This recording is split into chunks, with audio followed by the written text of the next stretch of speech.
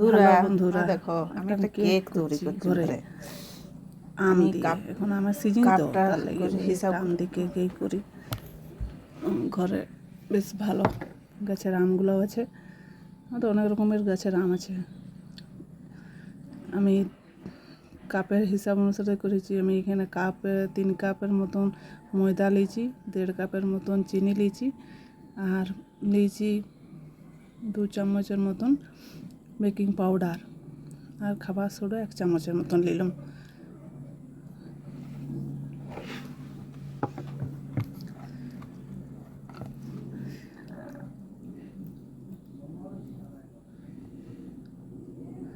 আর তার সাথে নিয়ে নিয়েছি 1/2 কাপের মতন গুঁড়া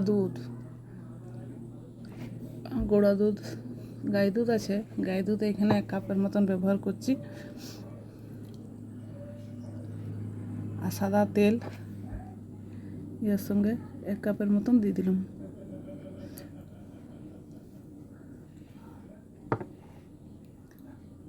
দিয়ে ভালো করে এটাকে মাখাইয়ে একটা পেস্ট করে রাখছি। আর ওই যে দুটো আম নিয়েছি, সুমিষ্ট বোম্বাই আমগুলো বেদম মিষ্টি, ওগুলো পেস্ট করে নিয়েছি মিক্সচারে করে। তারপরে ওটার সঙ্গে আমি মিশিয়ে দিচ্ছি সেই মাখাটা।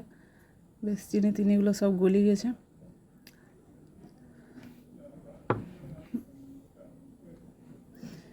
আর অন্য কিছু আমি কিশমিশ টিশমিশ কাজু টাজু কিছুই ব্যবহার করছি না। আম দিয়েছি তো, আমের একটা বেশ গন্ধ ভালো থাকে, তার লাগে আম দিয়েই করছি, আর অন্য কিছু করছি না। আর এইদিকে আমি যে পাত্রটাই করে বসাবো, মানে কেকটা করবো, সেই পাত্রটা আমি তেল বুলাই নিলাম হাতে করে।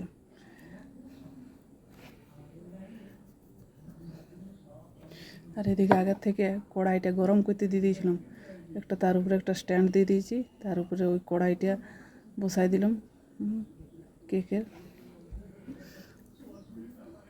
একটা কাগজ দিয়েছিলাম তোলা, কিন্তু সেটাকে বের করে রেখে দিয়েছি, ভালো লাগলো না। তারপরে 45 মিনিট পর যখন দেখছি, তখন দেখছি কেকটা তো হয়ে গেছে। দেখো একটা কাঠি নিয়ে দেখলাম, কোনো গায়ে কিছু লাগালাগি হয় না, তাহলে বুঝলাম যে হয়ে গেছে। তারপরে কেকটাকে ধারে ধারে কাটি একটা আমি থালো বুড়াই নিচ্ছি।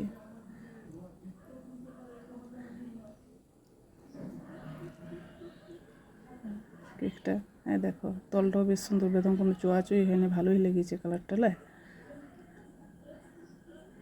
বেশ আম দিয়ে করেছি তো, তাই হলুদ হলুদ বেশ লাগছে কেকটা দেখতে।